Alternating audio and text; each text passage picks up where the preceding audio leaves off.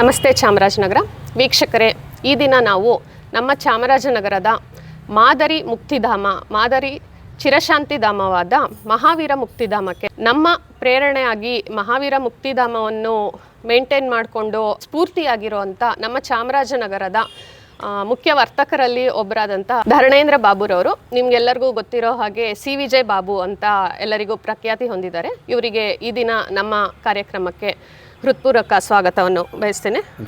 ಜೈ ಜಿನೇಂದ್ರ.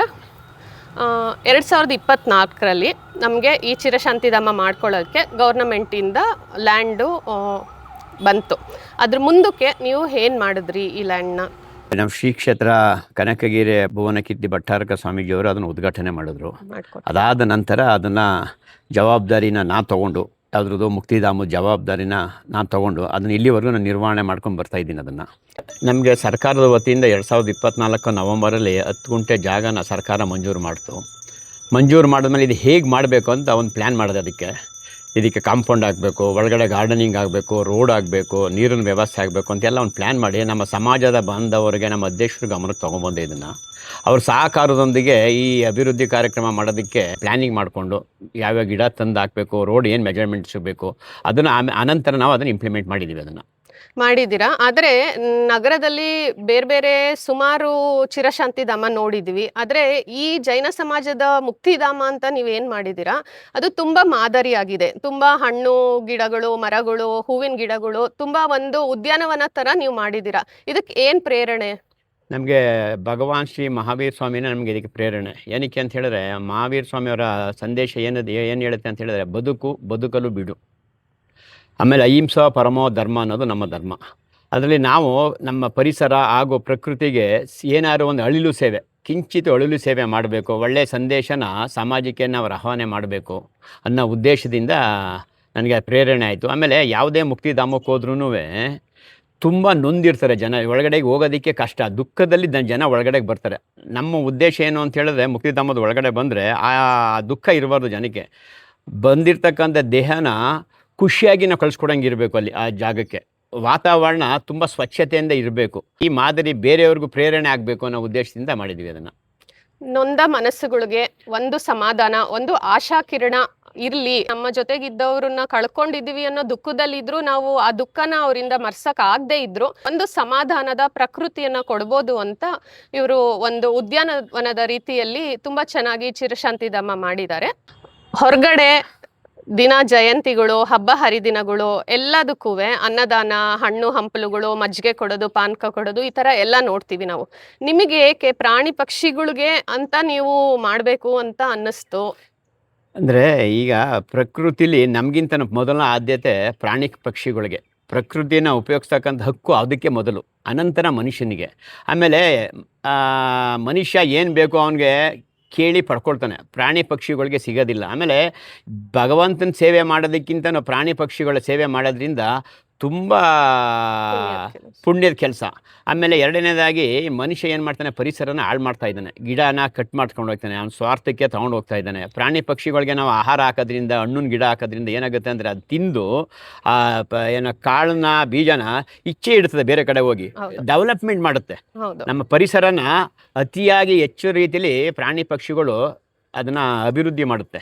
ಆಮೇಲೆ ನೀರು ಕುಡಿಯೋಕ್ಕೆ ನೀರಿನ ವ್ಯವಸ್ಥೆ ಇಲ್ಲದೆ ಬೇರೆ ಕಡೆ ಭಾಳ ಕಷ್ಟಪಡಂಗಿರ್ತದೆ. ಇವತ್ತಿನ ದಿನ ಜನ ಪರಿಸರ ಹಾಳು ಮಾಡಿ ಪ್ರಾಣಿ ಪಕ್ಷಿಗಳು ವಾಸ ಮಾಡೋಕ್ಕಾಗದಿರೋ ರೀತಿಯಲ್ಲಿ ಹಾಳು ಮಾಡ್ಕೊಂಡು ಬರ್ತಾ ಇರೋದ್ರಿಂದ ನನಗೆ ಅದರಲ್ಲೇ ಆದ್ಯತೆ ಜಾಸ್ತಿ ಇಷ್ಟ ಆಯಿತು. ಮನುಷ್ಯನು ಮಾಡೋದಕ್ಕಿಂತನೂ ಪ್ರಾಣಿ ಪಕ್ಷಿಗಳು ಮಾಡೋದ್ರಿಂದ ಒಂದು ತುಂಬ ಅತ್ಯುತ್ತಮವಾದ ಪುಣ್ಯದ ಕೆಲಸ ಅನ್ನಿಸ್ತು. ಅದರಿಂದ ಅದನ್ನು ನಾನು ಸೆಲೆಕ್ಟ್ ಮಾಡ್ಕೊಂಡಿದ್ದೀನಿ. ಈಗ ನೀವು ಚಿರಶಾಂತಿಧಾಮದ ಹೊರಗಡೆ ಒಂದು ದೊಡ್ಡ ತೊಟ್ಟಿ ಮಾಡಿದ್ದೀರಾ, ಅದು ದನ ಕರುಗಳಿಗೆ ಮೇವಿಗೆ ಮತ್ತೆ ನೀರು ಕುಡಿಲಿಕ್ಕೆ ಅಂತ ಇಟ್ಟಿದ್ದೀರಾ. ಒಳಗಡೆ ದಿನ ಬೆಳಿಗ್ಗೆ ಪಕ್ಷಿಗಳಿಗೆ ಕಾಳು ಧಾನ್ಯಗಳು ಎಲ್ಲ ಹಾಕೋದು ಒಂದು ನಿಮ್ಮ ದಿನಚರಿಯಲ್ಲಿ ಅದನ್ನು ಒಂದು ಭಾಗ ಮಾಡ್ಕೊಂಡಿದ್ದೀರಾ. ಈಗಿನ ಒತ್ತಡದ ದಿನಚರಿಯಲ್ಲಿ ನೀವು ಹೇಗೆ ಅದನ್ನ ಮೇಂಟೈನ್ ಮಾಡ್ತಾ ಇದ್ದೀರಾ? ಅಂತ ಹೇಳಿದ್ರೆ ಬೆಳಗ್ಗೆ ನಾವು ರೆಗ್ಯುಲರ್ ಆಗಿ ಏನು ವಾಕಿಂಗ್ ಹೋಗಬೇಕು ಅನ್ನೋ ಏನು ನಾನು ಇಟ್ಕೊಂಡಿದ್ದೀನಿ ದಿನಚರಿ, ಆ ವಾಕಿಂಗ್ ಪ್ಲೇಸ್ ಅದನ್ನೇ ಮಾಡ್ಕೊಂಡ್ಬಿಟ್ಟಿದ್ದೀನಿ. ಓಕೆ. ನಾನು ಬೆಳಗ್ಗೆ ಎದ್ದು ಬೇರೆ ಕಡೆ ವಾಕಿಂಗ್ ಹೋಗೋದು ಬದಲು ಆ ಪ್ರಿಮಿಸಸ್ಗೆ ವಾಕಿಂಗ್ ಹೋಗ್ತೀವಿ. ಮೇಂಟೆನೆನ್ಸ್ಗೆ ಒಬ್ಬ ಅಮ್ಮನ ಇಟ್ಟಿರ್ತೀವಿ ಅಲ್ಲಿಗೆ. ಹಾಂ. ಹೋದಾಗ ಪ್ರಾಣಿಗಳಿಗೆ ಪಕ್ಷಿಗಳಿಗೆ ಆಹಾರ ಹಾಕೋದು ಎಲ್ಲ ಥರದ ಕಾಗೆಯಿಂದ ಹಿಡಿದು ನವಿಲು ಸುತಃ ಬರ್ತದೆ ಅಲ್ಲಿಗೆ ನಮಗೆ. ಓಕೆ. ಆ ವಾಕಿಂಗ್ ಮಾಡಿ ಎಕ್ಸಸೈಸ್ ಮಾಡ್ತಕ್ಕಂಥ ಕೆಲಸ ನಾನು ಅಲ್ಲೇ ಮಾಡೋ ಥರ ಇಟ್ಕೊಂಡ್ಬಿಟ್ಟಿದ್ದೀನಿ ಅದನ್ನು. ನಮ್ಮ ಆರೋಗ್ಯನೂ ಚೆನ್ನಾಗಿರುತ್ತೆ, ಜೊತೆಗೆ ಪಕ್ಷಿಗಳಿಗೂ ಒಂದು ಹೊತ್ತಿನ ಊಟ ಸಿಕ್ದಂಗೆ ಆಗುತ್ತೆ ಅಂತ ಅವರ ದಿನಚರಿಯಲ್ಲಿ ಇದನ್ನ ತುಂಬಾ ಪರಿಸರದ ಮೇಲೆ ಕಾಳಜಿ ಇಟ್ಕೊಂಡು ಕೇಳಿ ಪಡೆಯೋಕ್ ಮುಂಚೆನೆ ಅವಕ್ಕೆ ಒಂದು ದಾರಿ ಮಾಡಿಕೊಟ್ಟು ದವಸ ಧಾನ್ಯಗಳನ್ನೆಲ್ಲ ದಿನ ಬೆಳಿಗ್ಗೆ ಅವರ ದಿನಚರಿಯಲ್ಲಿ ಅದನ್ನು ಇಟ್ಕೊಂಡು ತುಂಬಾ ನಮಗೆ ಪರಿಸರ ಪ್ರೇರಣೆ ಅನ್ನೋ ತರ ಅವರು ಮಾಡ್ತಾ ಇದ್ದಾರೆ. ಈಗ ಮುಕ್ತಿಧಾಮದಲ್ಲಿ ಸುಮಾರು ವಿಧವಾದ ಹೂವಿನ ಗಿಡಗಳು, ಹಣ್ಣಿನ ಮರಗಳು ಎಲ್ಲ ನೋಡಿದ್ವಿ. ಇದು ಇಲ್ಲಿ ಬೆಳೆಯೋಂಥ ಹಣ್ಣಿನ ಗಿಡ ಆಗಲಿ ಹೂವಿನ ಗಿಡ ಆಗಲಿ ನಾವು ಮುಡಿಯಲ್ಲ, ನಾವು ಮನೆಗೆ ತೊಗೊಂಡೋಗಿ ತಿನ್ನೋದಿಲ್ಲ, ನಮ್ಮ ದೇವರಿಗೂ ಕೂಡ ನಾವು ಅರ್ಪಿಸೋದಿಲ್ಲ. ಬಟ್ ಅಂದರೂ ಇಷ್ಟು ವಿಧವಾದಾಗಿ ಬೇರೆ ಬೇರೆ ವೆರೈಟೀಸ್ ಎಲ್ಲ ಹಾಕಿದ್ದೀರಲ್ಲ, ಎಲ್ಲಿಂದ ತಂದು ಹಾಕಿದ್ರಿ? ಏನಕ್ಕೋಸ್ಕರ ಹಾಕಿದ್ದೀರಾ ನೀವು? ಅಂದರೆ ನೋಡಿ, ಈ ಪ್ರಕೃತಿ ಸೇವೆ ಮಾಡೋದಕ್ಕೆ ವಿದ್ಯಾಭ್ಯಾಸ ಬೇಕಾಗಿಲ್ಲ. ಏನೇ ಕೆಲಸಕ್ಕೆ ಹೋಗ್ಬೇಕಾದ್ರೂ ನಮ್ಮ ಕ್ವಾಲಿಫಿಕೇಷನ್ ಕೇಳ್ತಾರೆ. ಹೌದು. ಬಟ್ ಈ ಕೆಲಸ ಮಾಡೋಕ್ಕೆ, ಪ್ರಕೃತಿ ಕೆಲಸ ಮಾಡೋದಕ್ಕೆ ಕ್ವಾಲಿಫಿಕೇಷನ್ ಏನು ಬೇಕಾಗಿಲ್ಲ. ಸೊ ನನಗೇನು ಅನ್ನಿಸ್ತು ಅಂತ ಹೇಳಿದ್ರೆ, ಬೇರೆ ಬೇರೆ ಊರಲ್ಲಿ ಬೇರೆ ಬೇರೆ ನರ್ಸರಿಗಳಲ್ಲಿ ವಿಧವಾದಂಥ ಹಣ್ಣಿನ ಗಿಡ, ಹೂವಿನ ಗಿಡಗಳನ್ನು ತಂದು ಹಾಕೋದು ಉದ್ದೇಶ ಏನು ಅಂತ ಹೇಳಿದ್ರೆ, ನೀವು ಮುಕ್ತಿಧಾಮಕ್ಕೆ ಬಂದಾಗ ನೋಡಿ, ಬೆಳಗ್ಗೆ ಹೊತ್ತು ಹೂವು ಅರಳಿರ್ತದೆ, ಸಂಜೆ ಹೊತ್ತು ಮುದ್ರುಳು ಹೋಗುತ್ತೆ. ಹಂಗೆ ಮನುಷ್ಯನ ಜೀವನನೂ ಅಷ್ಟೇ. ಹಣ್ಣುಗಳು ಅಷ್ಟೇ, ನಾವು ದೇವರಿಗೆ ಅದು ನೈವೇದ್ಯ ಇಡೋದಿಲ್ಲ. ಆದರೆ ಪ್ರಾಣಿಗಳು ಅದ್ರ ಸಂತೃಪ್ತಿಯಾಗಿ ತಿಂದು ಅದನ್ನು ಬೀಜ ತೊಗೊಂಡು ಬೇರೆ ಕಡೆ ಇಚ್ಛೆ ಇಡ್ತದೆ ನೋಡಿ, ಅದರಲ್ಲಿ ನಮಗೆ ಪ್ರಕೃತಿ ಅಭಿವೃದ್ಧಿ ಆಗುತ್ತೆ, ಗಿಡ ಮರಗಳು ಅಭಿವೃದ್ಧಿ ಆಗುತ್ತೆ ಅನ್ನೋ ಉದ್ದೇಶದಿಂದ ಇದನ್ನು ಮಾಡಿದ್ದೀವಿ ನಾವು. ಯಾಕಂದರೆ ಆಕ್ಸಿಜನ್ ಬೇರೆ ಕಡೆ ಎಲ್ಲೇ ಹೋದ್ರೂ ನಿಮಗೆ ದುಡ್ಡು ಕೊಟ್ಬಿಟ್ಟು ಆಕ್ಸಿಜನ್ ತೊಗೋಬೇಕು. ಎಕ್ಸಾಂಪಲ್ ಡೆಲ್ಲಿ, ನಾರ್ತ್ ಕಡೆ ಎಲ್ಲ ಹೋದರೆ ಆಕ್ಸಿಜನ್ನೇ ಇಲ್ಲ ನೋಡಿ. ನಮಗೆ ಭಗವಂತ ಎಲ್ಲ ವಿಧವಾದಂಥ ಪ್ಯೂರ್ ಆಕ್ಸಿಜನ್ ಕೊಟ್ಟಿದ್ದಾನೆ ಪ್ರಾಣಿ ಪಕ್ಷಿಗಳಿಗೆ, ನಮಗೆ ಜೀವನ ಪೂರ್ತಿ. ಅದನ್ನು ಅಭಿವೃದ್ಧಿ ಆಗಬೇಕು, ಮುಂದಿನ ಪೀಳಿಗೆಗೆ ಅದು ಮಾದರಿ ಆಗಬೇಕು, ಇದನ್ನು ಮೇಂಟೈನ್ ಮಾಡಬೇಕು ಅನ್ನೋ ಉದ್ದೇಶದಿಂದ ಮಾಡಿದ್ದೀವಿ ಇದನ್ನು. ಈಗ ಸರ್ಕಾರದಿಂದ ನಮಗೆ ಒಂದು ಖಾಲಿ ಜಾಗ ಮಂಜೂರು ಆಯಿತು. ಅದಾದ ನಂತರ ನಾವು ಅದಕ್ಕೆ ಪರ್ಮನೆಂಟಾಗಿ ವಾಟರ್ ಸೋರ್ಸಸ್ಗೆ, ನೀರಿನ ಸೋರ್ಸಸ್ಗೆ ಒಂದು ಬೋರ್ವೆಲ್ ಮಾಡಿದ್ದೀವಿ. ಓಕೆ. ಒಂದು ಶೆಡ್ ಮಾಡಿದ್ದೀವಿ, 10x12 ಒಂದು ಕಟ್ಟಡ ನಿರ್ಮಾಣ ಮಾಡಿದ್ದೀವಿ. ಯಾಕಂದರೆ ಪಕ್ಷಿಗಳಿಗೆ ಆಹಾರ ಹಾಕ್ಲಿಕ್ಕೆ, ಅದು ಇಟ್ಕೊಳ್ಳೋದಕ್ಕೆ, ಅಲ್ಲಿ ನಾವು ಮೇಂಟೆನೆನ್ಸ್ ಮಾಡೋದಕ್ಕೆ, ಅದಕ್ಕೆ ಎಕ್ವಿಪ್ಮೆಂಟ್ಸ್ಗಳೆಲ್ಲ ಇಟ್ಕೊಳ್ಳೋದಕ್ಕೆ ಅದೊಂದು ಮಾಡಿದ್ದೀವಿ. ಆಮೇಲೆ ಬರ್ನಿಂಗ್ ಪ್ರಿಮಿಸಸ್ಗೆ ಒಂದು ಸ್ಟ್ರಕ್ಚರ್ ಡಿಸೈನ್ ಮಾಡಿದ್ದೀವಿ, ಅದಕ್ಕೆ ಸ್ಪ್ರಿಂಕ್ಲರ್ ಯೂನಿಟ್ ಮಾಡಿದ್ದೀವಿ. 3ನೇ ದಿನದ ಕಾರ್ಯಕ್ರಮ ಮಾಡೋದಕ್ಕೆ ಒಂದು ಪ್ಲ್ಯಾಟ್ಫಾರ್ಮ್ ಮಾಡಿದ್ದೀವಿ. ಅದರಲ್ಲಿ 3ನೇ ದಿವಸ ಕಾರ್ಯಕ್ರಮ ಮಾಡೋದಕ್ಕೆ ಪ್ಲ್ಯಾಟ್ಫಾರ್ಮ್ ಮಾಡಿದ್ದೀವಿ. ವಾಟರ್ ಲೈನ್ ಮಾಡಿದ್ವಿ, ಸಂಪೂರ್ಣವಾಗಿ drip and sprinkler unit complete ಮಾಡಿದ್ವಿ. ಮರ ಗಿಡಗಳಿಗೆ ನೀರು ಹೋಗೋದಕ್ಕೆ ಸಂಪೂರ್ಣವಾಗಿ ಸ್ಪ್ರಿಂಕ್ಲರು, ಡ್ರಿಪ್ ಇರಿಗೇಷನ್ದು ಆ ಪ್ಲಾನ್ ಎಲ್ಲ ಮಾಡಿ ಹಾಕಿದ್ದೀವಿ ಅದರಲ್ಲಿ. ಅನಂತರ ಏನಕ್ಕೆ ಅಂತ ಹೇಳಿದ್ರೆ, ನಾವು ಇದೆಲ್ಲ ಏನಕ್ಕೆ ಮಾಡಿದ್ದು ಅಂತ ಹೇಳಿದ್ರೆ, ಕಾಳ ಎಲ್ಲ ಆಗ್ತಿರೋ ಉದ್ದೇಶ ಏನು ಅಂತ ಹೇಳಿದ್ರೆ, ಈಗ 3ನೇ ದಿನ ಕಾರ್ಯಕ್ರಮ ಬೇರೆ ಕಡೆ ಎಲ್ಲ ಮಾಡಿದಾಗ ನೋಡಿ, ಎಲ್ಲೂ ಕಾಗೆ ಬರಲ್ಲ, ಪಕ್ಷಿಗಳು ಬರಲ್ಲ, ಬಂದಿರೋರೇ ದುಃಖದಲ್ಲಿ ಬಂದಿರ್ತಾರೆ. ಮಡಗಿರ್ತಕ್ಕಂಥ ಪೂಜೆ ನೈವೇದ್ಯನ ತಿನ್ನಲಿಲ್ಲ ಅಂತ ದುಃಖದಲ್ಲಿ ಹೋಗ್ತಾರೆ. ನಾವು ನಿರಂತರವಾಗಿ ಆಹಾರ ಪಕ್ಷಿ ಪ್ರಾಣಿಗಳಿಗೆ ಆಗ್ತಾ ಇರೋದ್ರಿಂದ ಎವ್ರಿ ಡೇ 2 ಟೈಮ್ಸು, ದಿನಕ್ಕೆ 2 ಸಲ ಪ್ರಾಣಿ ಪಕ್ಷಿಗಳು 100ಕ್ಕೆ 100 ಭಾಗ ಬಂದೇ ಬರುತ್ತೆ. ಆ ಉದ್ದೇಶನೇ ನಮಗೆ ಮೂಲ. ಈ ಒಂದು ಮಾದರಿ ಮುಕ್ತಿಧಾಮ ನೋಡಿದ್ರೆ ವೀಕ್ಷಕರೇ, ಬೇರೆ ಎಲ್ಲ ಚಿರಶಾಂತಿ ಧಾಮಗಳಲ್ಲೂ ಇದನ್ನ ಒಂದು ಮಾದರಿ ಅಂತ ತಗೊಂಡು ಅಲ್ಲಿರೋ ಮರ ಗಿಡಗಳನ್ನ ಬೆಳೆಸಿ ಅಲ್ಲೂ ಮೇಂಟೈನ್ ಮಾಡಿ, ನಾವು ತಿನ್ನೋ 4 ತುತ್ತು ಅನ್ನದಲ್ಲಿ ಪಕ್ಷಿಗಳಿಗೆ 2 ತುತ್ತು ಅನ್ನ ಹಾಕಿ ಅದನ್ನ ಬೆಳೆಸಿದ್ರೆ, ಅವಕ್ಕೆ ಆಹಾರ ಕೊಟ್ರೆ ಅವಕ್ಕೂ ಒಂದು ಜೀವ ಕೊಟ್ಟಂಗಾಗುತ್ತೆ. ನಾವು ಬದುಕಲು ಬಿಡು ಅಂತ ನಮ್ಮ ಮಹಾವೀರರ ಸಂದೇಶ ಏನಿದೆ, ಒಂದು ಸಣ್ಣದು, ಒಂದು 4 ಕಾಗೆಗೆ ನಾವು ಒಂದು 4 ಕಾಳು ಹಾಕಿದ್ರೆ ನಮಗೇನು ಕಡಿಮೆ ಆಗೋದಿಲ್ಲ. ಅದನ್ನು ಮಾಡ್ಕೊಂಬಂದ್ರೆ ಮುಂದಿನ ಜನಾಂಗಕ್ಕೆ ಏನು ಬರ್ತಾರೆ, 3 ದಿನದ ಕಾರ್ಯ ಅಥವಾ ಅವ್ರ ದುಃಖದಲ್ಲಿ ಏನು ಬಂದಿರ್ತಾರೆ, ಅವ್ರಿಗೆ ಒಂದು ವ್ಯವಸ್ಥೆ ಆಗುತ್ತೆ. ಮತ್ತು ನಮ್ಮ ಜೀವನ ಶೈಲಿಗೆ, ಲೈಫ್ ಸೈಕಲ್ ಅಲ್ಲಿ ಪ್ರಾಣಿ ಪಕ್ಷಿಗಳು ತುಂಬಾ ಇಂಪಾರ್ಟೆಂಟು. ಅವಕ್ಕೂ ಒಂದು ಜೀವನ ಕೊಟ್ಟಂಗಾಗುತ್ತೆ. ಹಸಿರು ಜೀವ ಸಂಕುಲನದ ಉಸಿರು ಅನ್ನೋದು ಮನುಷ್ಯನ ತಿಳ್ಕೊಬೇಕದನ್ನು. ಏಕೆಂದರೆ ಹಸಿರಿದ್ರೇ ನಮ್ಮ ಜೀವನ ನಡೆಯೋಂಥದ್ದು. ಅದರಿಂದ ಎಲ್ಲರೂ ಹಸಿರು ಅಂದರೆ ಪರಿಸರದ ಕಡೆಗೆ ಹೆಚ್ಚಿನ ಕಾಳಜಿ ವಹಿಸಬೇಕು ಅನ್ನೋ ಸಂದೇಶನ ನಾನು ಸಮಾಜಕ್ಕೆ ತಿಳಿಸ್ತೀನಿ.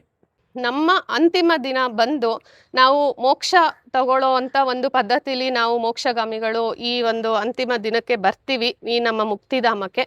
ಈ ಮುಕ್ತಿಧಾಮದಲ್ಲಿ ಆ ಅಂತಿಮ ಕಾರ್ಯ ಏನು ನಡೆಯುತ್ತೆ ಅದು ತುಂಬ ಚೆನ್ನಾಗಿ ವ್ಯವಸ್ಥಿತವಾಗಿ ಮಾಡಿಕೊಟ್ಟಿದ್ದಾರೆ. ಏನಕ್ಕೆ ಅಂತ ಹೇಳಿದ್ರೆ, ನಾವು ಎಷ್ಟೇ ಆಸ್ತಿ ಕೀರ್ತಿ ಸಂಪಾದನೆ ಮಾಡಿದ್ರೂ ಮನುಷ್ಯನಿಗೆ ಅಂತಿಮ ಸ್ಥಳ ಅವ್ರವ್ರ ಮುಕ್ತಿಧಾಮನೇ, ಅವ್ರ ಚಿರಶಾಂತಿ ಧಾಮನೇ. ಅದು ಪರ್ಮನೆಂಟ್ ಪ್ಲೇಸ್, ಫಿಕ್ಸ್ಡ್ ಪ್ಲೇಸ್ ಅದು. ನಾವು ಏನೇ ಮಾಡಿದ್ರು ನಮ್ಮ ಹಿಂದ್ಗಡೆ ಬರಲ್ಲ. ನಾವು ಜೀವನದಕ್ಕೂ ನಡೆಯುವಾಗ ನಾವು ಎಷ್ಟೇ ಹಣ ಆಸ್ತಿ ಸಂಪಾದನೆ ಮಾಡಿದ್ರೂ ನಾವು ಕೊನೆಗಾಲದಲ್ಲಿ ಅಂತಿಮವಾಗಿ ಮುಕ್ತಿ ಪಡೆದಾಗ ಹಣ ಆಸ್ತಿ ಯಾವುದು ನಮ್ಮ ಜೊತೆ ನಾವು ತಗೊಂಡು ಹೋಗೋದಿಲ್ಲ. ಹೇಗೆ ಹುಟ್ಟಿ ಬಂದ್ವಿ ಹಾಗೆ ವಾಪಸ್ ಹೋಗ್ತಾ ಇದೀವಿ. ಈ ಒಂದು ಮುಕ್ತಿಧಾಮನ ಬಂದು ನಮ್ಮ ಸಮಾಜ ಬಾಂಧವರು ಎಲ್ಲರೂ ಕೈ ಹಾಕಿ ಎಲ್ಲರೂ ಒಟ್ಟುಗೂಡಿ ತುಂಬ ಚೆನ್ನಾಗಿ ಮಾಡಿದ್ದಾರೆ. ನಮ್ಮ ಸಮಾಜ ಬಾಂಧವರಿಗೂ ಹೃತ್ಪೂರ್ವಕ ವಂದನೆಗಳು. ಹಾಗೂ ಈ ಒಂದು ಸಮಾಜ ಬಾಂಧವರಲ್ಲಿ ಒಬ್ಬರಾದ ಬಾಬುರವರು ಇದನ್ನ ತಮ್ಮ ದಿನಚರಿಯಾಗಿ ಇಟ್ಕೊಂಡು ತಮ್ಮದೇ ಒಂದು ಮುಖ್ಯ ಕಾರ್ಯ ಇದು ಅಂತ ಹೇಳಿ ಅದನ್ನ ತುಂಬ ಚೆನ್ನಾಗಿ ಮೇಂಟೈನ್ ಮಾಡ್ತಾ ಇದ್ದಾರೆ. ಇವರ ಪರಿಸರ ಕಾಳಜಿ, ಹಸಿರೇ ಜೀವನ ಅನ್ನೋ ಒಂದು ವಾಕ್ಯವನ್ನ ಅವರು ಧ್ಯೇಯವಾಕ್ಯವಾಗಿ ಇಟ್ಕೊಂಡು ಅವ್ರ ಜೀವನದಲ್ಲಿ ಮುಂದುವರಿಸ್ತಾ ಇದ್ದಾರೆ. ಇಂಥ ಒಂದು ಪರಿಸರ ಪ್ರೇಮಿಗಳು ನಮ್ಮ ಮಧ್ಯದಲ್ಲೇ ಇರೋದು ನಮ್ಮೆಲ್ಲರಿಗೂ ಒಂದು ಪ್ರೇರಣೆ ಅಂತ ಹೇಳ್ಬೋದು. ಅವರ ಅಮೂಲ್ಯವಾದ ಸಮಯವನ್ನ ನಮಗೋಸ್ಕರ ಬಂದು ಇಲ್ಲಿ ಕೊಟ್ಟು ನಮಗೆ ಈ ಮುಕ್ತಿಧಾಮದ ಬಗ್ಗೆ ತಿಳಿಸ್ಕೊಟ್ರು. ಇದೇ ಥರ ಮುಕ್ತಿಧಾಮಗಳನ್ನ ಬೇರೆಯವರು ಎಲ್ಲ ಮಾಡಿ ಹಸಿರು ಜೀವನಕ್ಕೆ ಒಂದು ದಾರಿ ಮಾಡಿಕೊಡಿ ಅಂತ ತಿಳಿಸ್ಕೊಟ್ಟಿದ್ದಾರೆ. ನಮ್ಮ ಹಸಿರು ಪಡೆ ಕಡೆಯಿಂದ ಬಾಬುರವರಿಗೆ ತುಂಬು ಹೃದಯದ ಧನ್ಯವಾದಗಳು. ಧನ್ಯವಾದಗಳು.